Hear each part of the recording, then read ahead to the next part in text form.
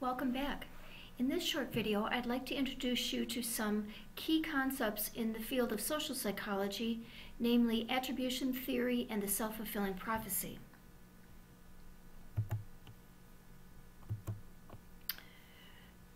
Attribution theory has to do with to what do we attribute the causes of other people's behavior when we're analyzing or evaluating what they're doing. One of the key concepts that will come through as you watch the video, The Power of the Situation, is a concept known as the fundamental attribution error. And what this is the tendency for we as observers, when we're analyzing or observing another person's behavior, to underestimate the impact of situational influences and overestimate the impact of personal disposition. When we use this language, dispositional attributions are internal. They are attributing the causes of the person's behavior to their personality, to their beliefs, to something internal to them. In contrast, situational attributions are external attributions. It means that when we're making attributions, we put the cause of the other person's behavior on outside, external, situational type of influences. So the fundamental attribution error is when we overestimate the impact of dispositional attributions, and we tend to underestimate the impact that situational factors may have on other people's behavior, especially if it's unusual behavior and if it's somebody that we don't know very well.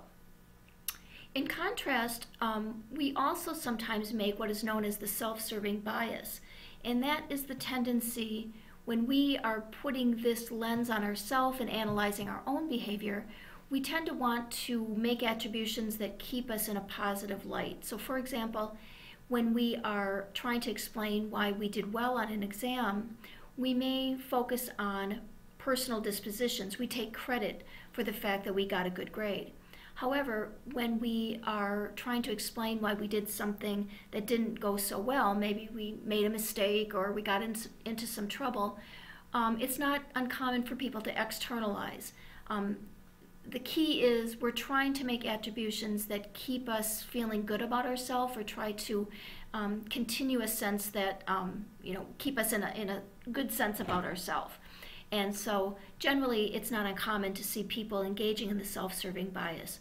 Interestingly, people who may be dealing with depression and psychological disorders such as that may actually do just the opposite. They blame themselves for things that they probably aren't responsible for, and they may not give themselves credit for the things that they should.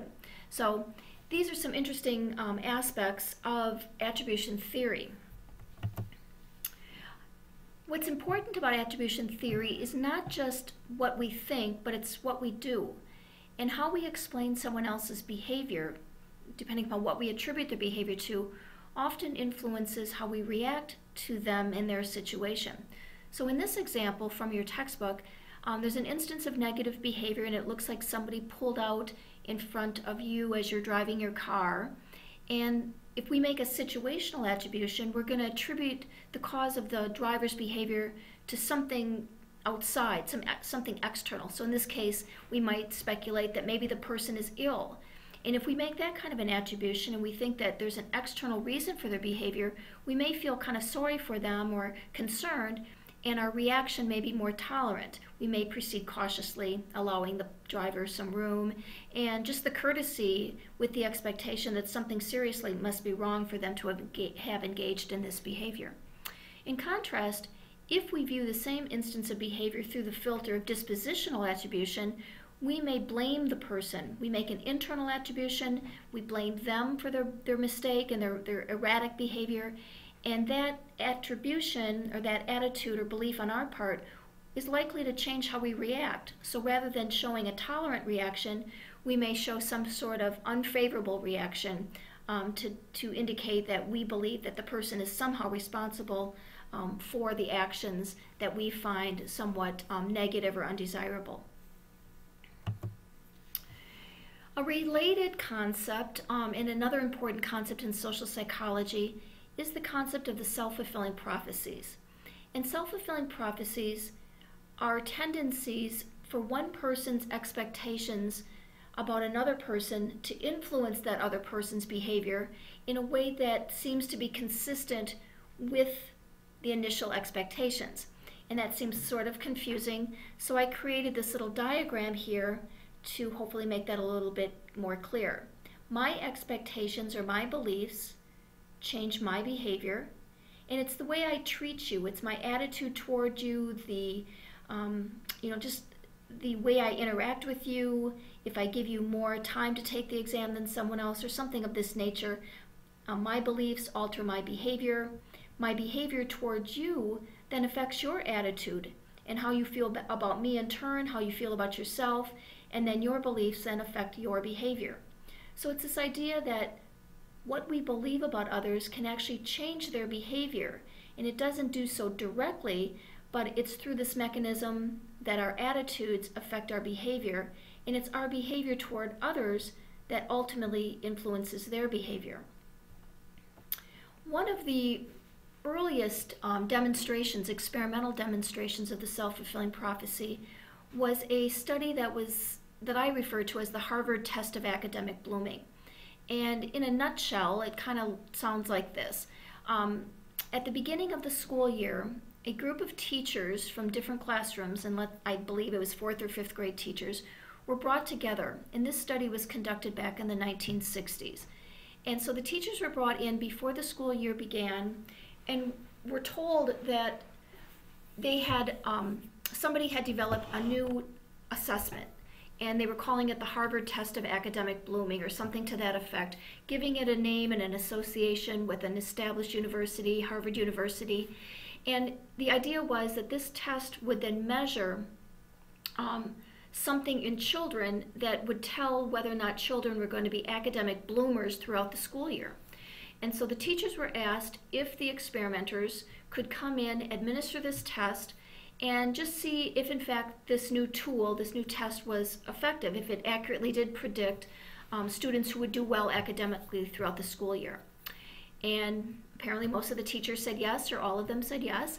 And so the experimenters came in at the beginning of the school year, 4th or 5th grade students, administered this assessment, and then a week or two later came back to the teachers with a list. And on the list was the class roster for the classroom, and for each student there was a score. And the teachers were told that the students who scored, let's say, the highest were likely to be the academic bloomers. Students who scored low on the test were students who did not have whatever they were expecting this blooming concept to be. The teachers were told they didn't need to share the information with the students or anybody else, and that periodically the researchers would be coming into the classroom, checking the attendance rosters and the grade rosters, and just doing some observations of the students in the classroom throughout the academic year. And at the end of the school year, they came back and they took those initial test scores and they compared it against academic performance ratings of the students in the classroom. And as you might expect, they did find that there was a correlation, that the students who had been rated high, who had tested high in academic blooming, also tended to be the students who did the best and had the highest grades and did well overall in the classroom, seeming to confirm that this test accurately predicted academic bloomers. Well, the reality was the test was not a test of academic blooming. What was actually administered to the students was just kind of an obscure IQ test that most people weren't familiar with, and it had no connection to academic blooming. In fact, when the researchers came in to do the classroom observations, they were less concerned about the teachers or the students and more concerned about doing observations of the teachers and seeing how the teachers were interacting with the students. And what they found is consistent with our model here of the self-fulfilling prophecy, that when the teachers had high expectations for certain students, the teachers' behavior toward those students changed. And how those teachers treated those students apparently affected their beliefs about themselves and their sense of competency. And the net effect was those students' behavior actually changed and they became better students and they did well academically. and they actually outperformed academically the peers who did not have the same kind of expectations on the part of their teachers. So this was a pretty interesting finding, and it seemed to confirm that this is a very powerful social dynamic. This is the actual research study. It was published under the title Teachers' Expectancies, Determinants of Pupils' IQ Gains, and it was published by Robert Rosenthal and Lenore Jacobson in 1968. And the journal where you can find this article, if you can find this obscure journal, it's Psychological Reports, volume 19, and this article was published on pages 115 to 118. But what they note there is that the teacher's behavior had changed in these ways. This is what they noted. The teachers tended to be a little nicer to the students for whom they had higher expectations. They taught more material to the students, and just gave them more opportunities to provide feedback and to respond to the teacher's questions. And the teacher kind of coached, so rather than kind of accepting a somewhat mediocre answer from the students, the teachers may be more inclined to ask the students to provide more clarification, to go on, to expand a little bit more. And by doing this over and over throughout the school year, those students who were treated in those ways actually became better students and got higher grades, which is a very powerful demonstration of the self-fulfilling prophecy. I'd like to take a few minutes and just kind of give you some examples to see if you understand the concept. Here are two examples of the self-fulfilling prophecy. You expect your new roommate to be shy, so you don't speak much to him after he moves in, and therefore he does seem shy, and he doesn't become more outgoing. Again, your expectations changed your behavior, and your behavior then changed that other person's behavior. A second example here, a coach expects her freshman players to be uncoordinated and unskilled, so she does not play them very often, and when the freshmen do get a chance to play, they usually don't do very well. And this too would be an example because the coach has these expectations that the freshmen won't be as good, doesn't give them any opportunities to practice and get her coaching, and therefore their performance is affected accordingly.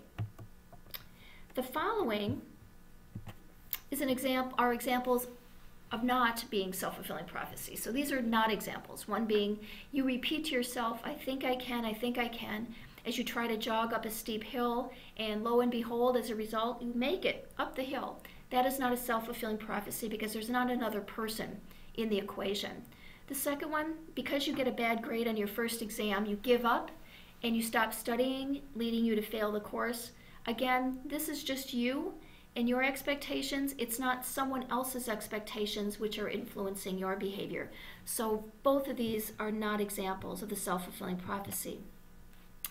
Now let me give you a chance to see if you can solve this, kind of riddle on your own. Which of these is an example of a self-fulfilling prophecy and which one is not? A soccer coach believes Sue is a better player than Amy, so she praises Sue more, spends more time with Sue at practice, and at the end of the season, it's apparent to everybody that Sue is a much better soccer player than Amy. Second, Jeff wants to increase his grades this semester, and he therefore posts inspirational posters around his room. Things that say, banners and posters that say things like, work hard, believe in yourself, and at the end of the semester, he ends up getting a 4.0 GPA. Which one is an example of a self-fulfilling prophecy? If you chose the first one, you would be correct, because again, we have two people and the coach's expectations are influencing the player's performance. If you want to learn more and kind of go further into the social psychology material, at this point you are directed to the Power of the Situation video posted in your Blackboard. And if you're interested, you can click directly from this video here, I do believe, to get to there, or maybe on the PowerPoint. Otherwise, you can find the link to the Power of the Situation video in our course resources in Blackboard.